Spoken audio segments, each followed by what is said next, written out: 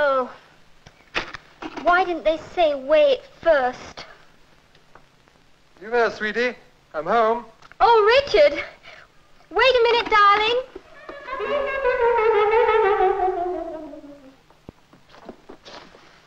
Darling, I'm all flour. Oh, never mind. It'll brush off. You home.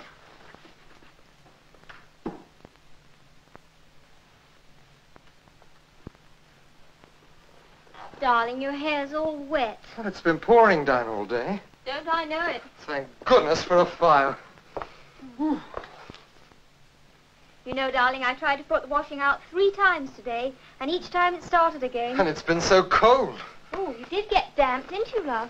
We've been on the new site all day. That Jenkins, what a slave driver. I've had no time for lunch. What's for supper? I've made fish fingers. With a very good sauce. You do like fish fingers, don't you, darling? Oh, yes, I love fish fingers. What's the matter, darling? Don't you like it? Oh, it's delicious. I just had rather a big lunch. Big lunch? But I thought you just said you were on the Oh, site yes, all day. well, you see, we've got a new chappie there with a kind of Did canteen. you have a good dinner tonight? Make sure you do every night by watching Fanny and Johnnie Craddock in the Bon Viveur program, immediately after the news. We ought to watch that.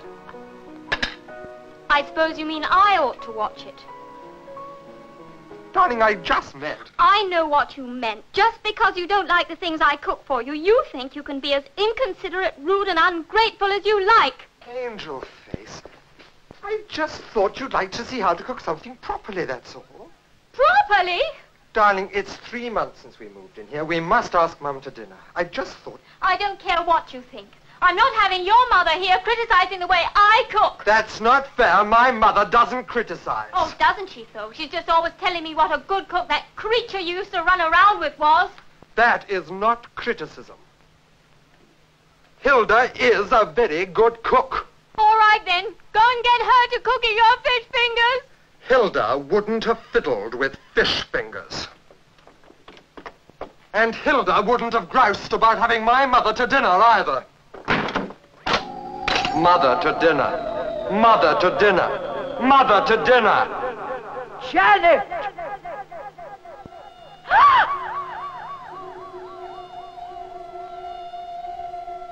Tell me, Janet, what precisely have you prepared for our dinner? Fish fingers.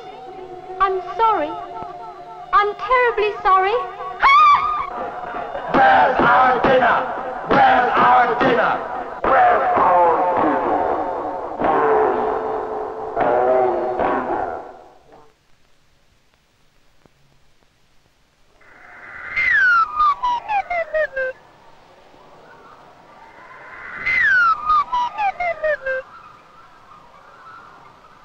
Oh, it's you again.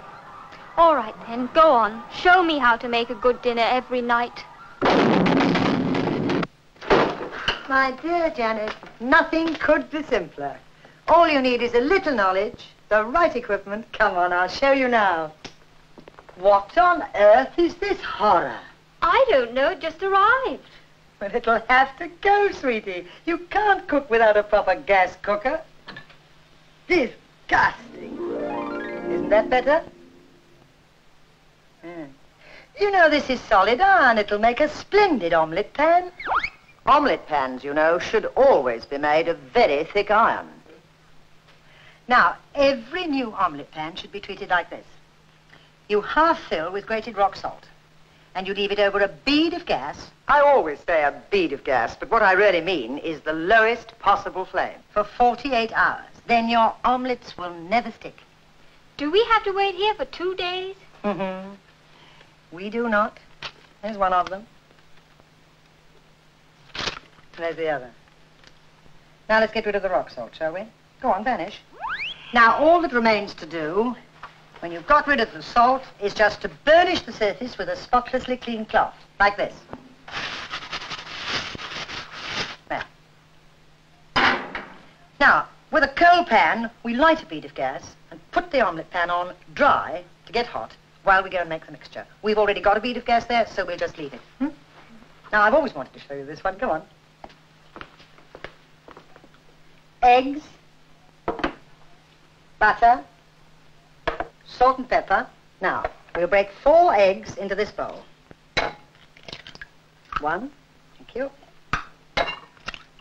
2, 3, 4. Add a little bit of salt and pepper and beat the eggs up lightly with a fork.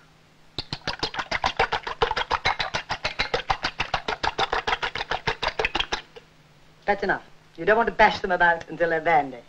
But then you do a little very famous French trick. With a well-scrubbed hand, you rub a little bit of softened butter through the raw beaten eggs, so that when the mixture impacts on the very hot pan, the butter, melting more slowly than the egg sets, creates layers of golden cushion.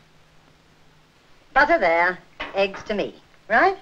Now, we toss in a nut of butter, and then we step up the gas to give the fullest amount of flame.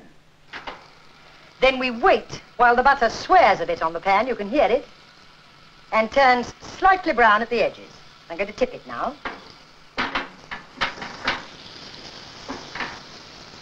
Now we're ready to go.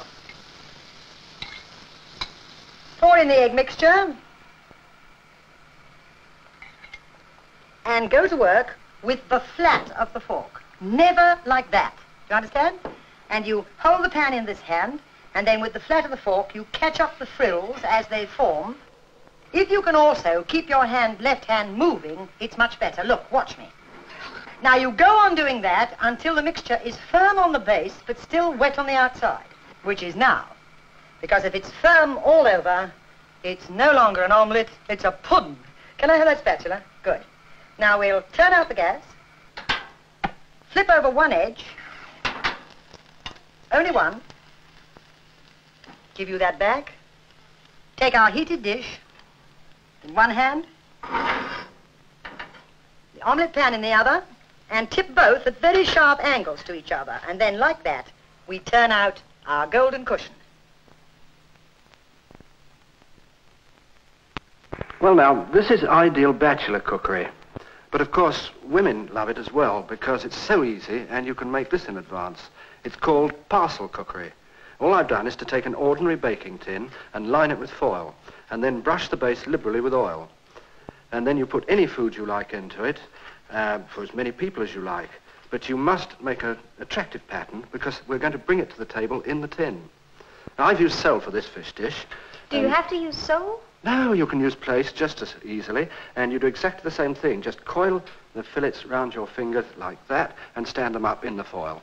And then you take a couple of prawns and you stick those in the cavity, and then sprinkle shrimps down the center and down each side. Now you want a few bay leaves, and then a few drops of oil, and control the run with your finger like this. And exactly the same thing with inexpensive dry white cooking wine. Now you want a little salt and pepper to season. And finally, top of the milk or single coffee cream.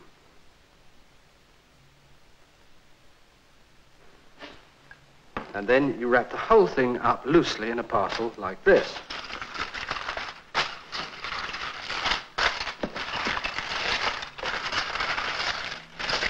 And now you can either cook it immediately at gas mark 5 for 25 to 30 minutes, or you can put it away in the fridge until you're ready to cook it.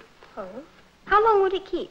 Well, it'll keep at least 24 hours in the fridge, and then when it is cooked, it looks like this.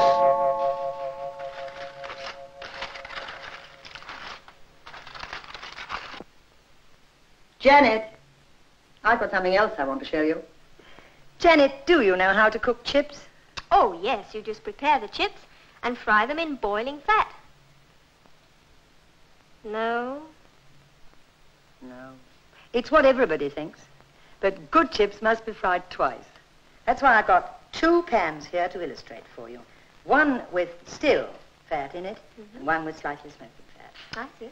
And you can do it, if you wish to, with 1 pan only, by waiting for the fat to heat up. But I thought this would be clearer. Start like this with a piece of raw potato, and if when you hold it in the fat, it just breaks a few bubbles gently, it's right. It's not bubbling much, is it? That's as it should be. Because if it bubbled fiercely, as it would in the pan that's slightly smoking on the other side, then your chips would brown as well as cook. And the whole secret is to cook them the first time until they're tender for about 4.5 minutes, without them turning colour at all. Then you can take them out, leave them to go cold, and do the second crisping and browning fry in the very hot fat when you want them. How long could you actually keep them?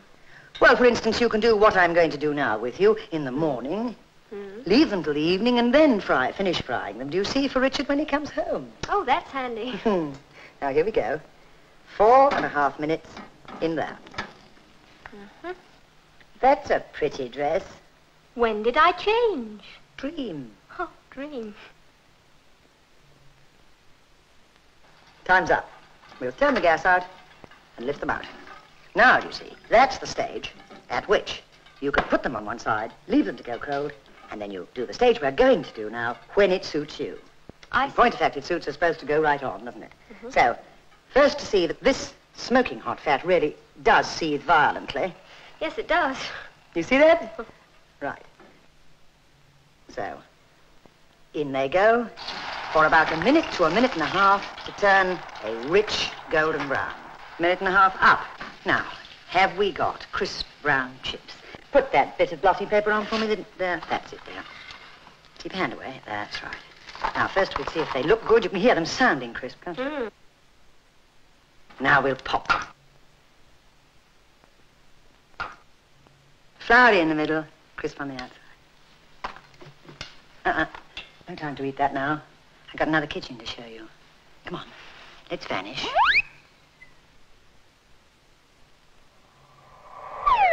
Well, there you are. There's your new kitchen. Like it? I think it's lovely. Well, go on in, then.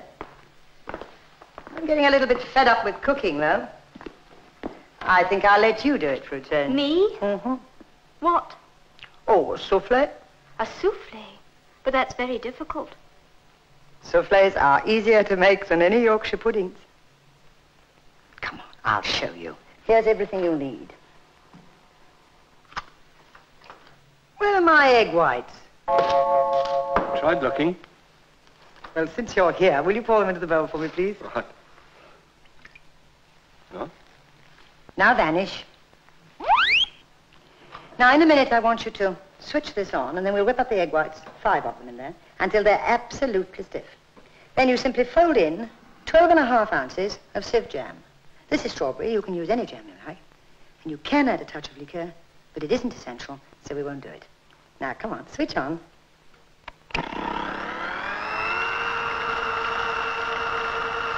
Now those egg whites are ready. Switch off. That's it. In a moment, I'm going to ask you to switch on again, just to, quite slow, 2 or 3. And then I want you to pour this strawberry jam, which has been sieved, as you know, straight down the side, and then catch it up with the spatula. That's all there is to it. Okay? Switch on. Nicely played. 4. That's fine. Scrape every little bit out. You know you can do this just as well with a rotary whisk, don't you? Just takes a little longer by hand. Okay, that's done. Now switch off. Lift up. Good girl. Now take that in that hand for lifting the mixture up, and this in this hand for steering it into the little bowls. And I'll put those for you. Ready. That's right. Go on, fill it right up. Use the other one to push it down. Now take a little bit more. That's it. And so on with the lot. Now, we shall want our oven at gas mark 7.5, so we'll light it. Starting from a stone-cold oven to disprove that utter nonsense that you need to heat a gas oven before baking any delicate item. Have you got those ready, darling? Good. In they go. Close the oven door. There. Now, in this oven, at gas mark 7.5, we've got 9 little souffles in their molds, baking for 8 minutes. But because this is a dream, we don't have to wait our 8 minutes, so we'll just say 8 minutes. There you are. Ooh. Can you take them? Yes.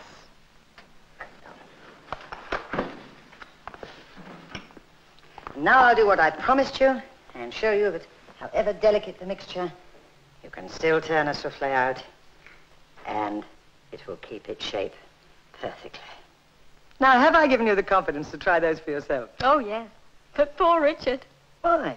Well, from now on, he'll have nothing but souffles for the rest of his life. Oh, nonsense. Johnny's waiting to show you something else now. Go on, off you go. Are you going to use the grill? Yes, I am. Oh, good. Nothing I grill ever comes out right. Well, it's perfectly simple if you remember that the whole art of grilling is in the sealing in of the natural juices. And you do that by showing a fierce flame to both sides of the meat just for a few moments. And then you can finish it off as you like it, underdone, medium, or well done, in one of two ways, under a lower heat. I'm going to show you them. Now here I've got a mixed grill. And onto the tray in its high position, I've put first of all my sausages, which I've pricked with a fork first, then my lamb cutlets, which I've salted and peppered both sides, then I've got a kidney cut in halves, and I have put some mustard on that and then a little oil. And now we're ready for the sealing process. Now, I've had this grill on for some time because I want a really fierce flame, and here it goes under that fierce flame.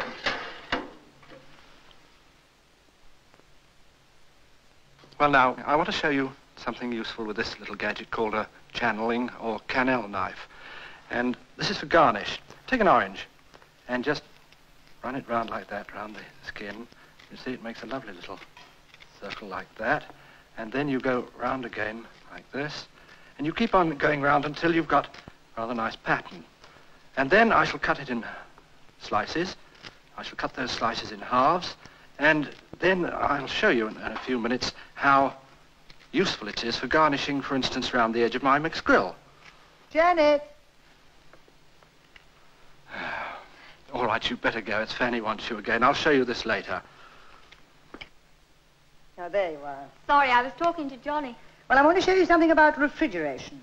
It's still pre-preparation, and for it you use a tangerine. You can do it with an orange, but it's a little more difficult. And you just take the fruit and roll it between your hands and press it with your thumbs until you can feel the flesh pulling away from the inner wall of skin. Then you simply cut the lid off, as I've already done with this one, do you see? And you can see that the skin has pulled right away, enabling you to pick out the fruit inside like this so easily. Now, when you make ice cream, instead of putting it into dreary little cups or bowls, flavor it orange or tangerine for this, pack it inside the hollowed out tangerine, put the lid on top, and then add either a bay leaf or an orange leaf if you're lucky enough to have grown them from pips. Come on over to the fridge. Look here. Open it up for me. That's what a whole set of them look like. And you can put them into the freezing drawer of your refrigerator and leave them for weeks if you like. Have you brought that for us, dear? I have not. It's my mixed grill. Well, now, Janet, do you remember that I was showing you that business with the cannelle knife? Well, I've finished the orange, cut it in sections, and then cut those in halves, and I've put them all the way round the edge of the dish. But here, I've done another pattern with the same cannelle knife, but this time with a lemon. You can use any citrus fruit, and you can make some marvelous patterns with it, and for any of these dishes, they're absolutely...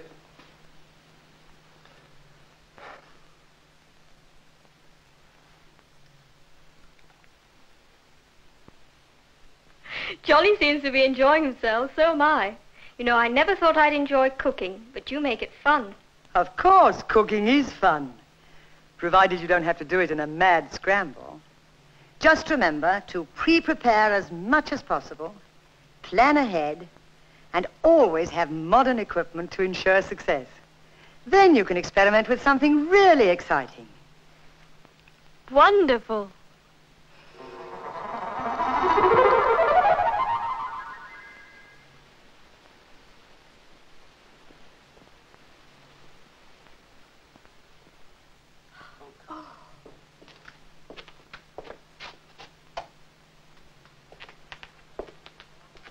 I'm sorry, It's darling. all right, sweetie. It was my fault.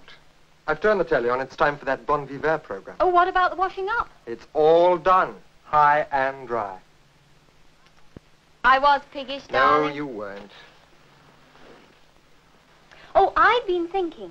You know, we've been here nearly 3 months now. What about getting your mother along to dinner? Tangerine? What have you been eating? Oh, this. I found it in the fridge. Where on earth did it come from?